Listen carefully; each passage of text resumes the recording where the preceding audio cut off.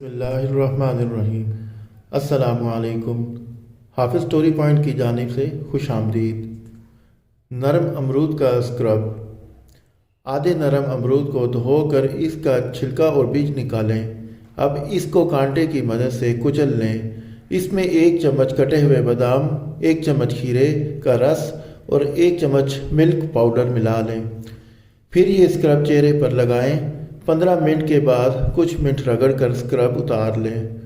خشک جلد کے لیے بے حد مفید ہے۔ دھوپ میں سنو لائی ہوئی جلد کی حامل خواتین یہ اسکرب لازمی استعمال کریں۔ مساموں سے میل نکالنا۔ 2-3 اسٹرابری میں 2 کھانے کے چمچ جو کا آٹا، آدھا چمچ شہد اور 1 چمچ عرق گلاب لیں۔ ان تمام اجزاء کو اچھی طرح ملا لیں اور چہرے پر لگائیں۔ 15 منٹ ہاتھوں پر تھوڑا تیل لگائیں۔ چہرے پر اسٹرابری اسکرب اتار لیں۔ اگر آپ تھوڑے سے اسکرب کو چہرے پر رگڑیں گی تو مسامات سے تمام میل کچیل نکل آئے گی۔ دہی اور اناناس کا ماسک بنانا۔ 2 چمچ بیسن میں 1 چائے کا چمچ دہی، 1 کھانے کا چمچ کچلا ہوا اناناس اور 1 چائے کا چمچ ٹماٹر کا گودا ملا لیں۔ اسے چہرے پر لگائیں۔ 15 سے 20 منٹ بعد چہرہ دھو لیں۔ اناناس اور دہی کا ماسک روکھی اور بے رونق جلد پر رعنائی اور تازگی کا احساس پیدا کرتا ہے اور رنگت نکھر آتی ہے۔ حسن کو شہد اور خوبانی کے مرکب سے نکھاریں۔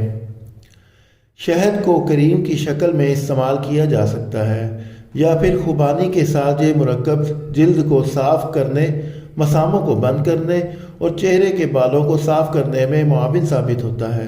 خوبانی اور شہد دونوں کا جلد پر بہت مفید اثر ہوتا ہے۔ یہ انسانی جلد کو نرم کرتا ہے اور چمک پیدا کرتا ہے۔ حسن کو پپیتے کے ماسک سے نکھاریں۔ خشک جلد کی حامل خواتین حسب ضرورت پپیتا کانٹے کی مدد سے میش کر لیں۔ اس میں انڈے کی زردی اور 1 چمچ اورنج چھلکوں کا پاؤڈر ملا کر یکجان کر لیں۔ اس ماسک کو چہرے اور گردن پر لگائیں اور پھر کم از کم 15 منٹ کے بعد منہ دھو لیں۔ ڈھیلی جلد گھس جائے گی اور رنگت پر بھی خاطر خواہ اثر پڑے گا اور آپ کے حسن میں اضافہ ہوگا۔ ویڈیو دیکھنے کا شکریہ۔ ویڈیو پسند آئے تو انگوٹھے کا بٹن دبا کر لائک کر دیں۔ مزید انفارمیٹیو ویڈیوز دیکھنے کے لیے چینل کو سفید بٹن دبا کر سبسکرائب کریں۔ شکریہ والسلام۔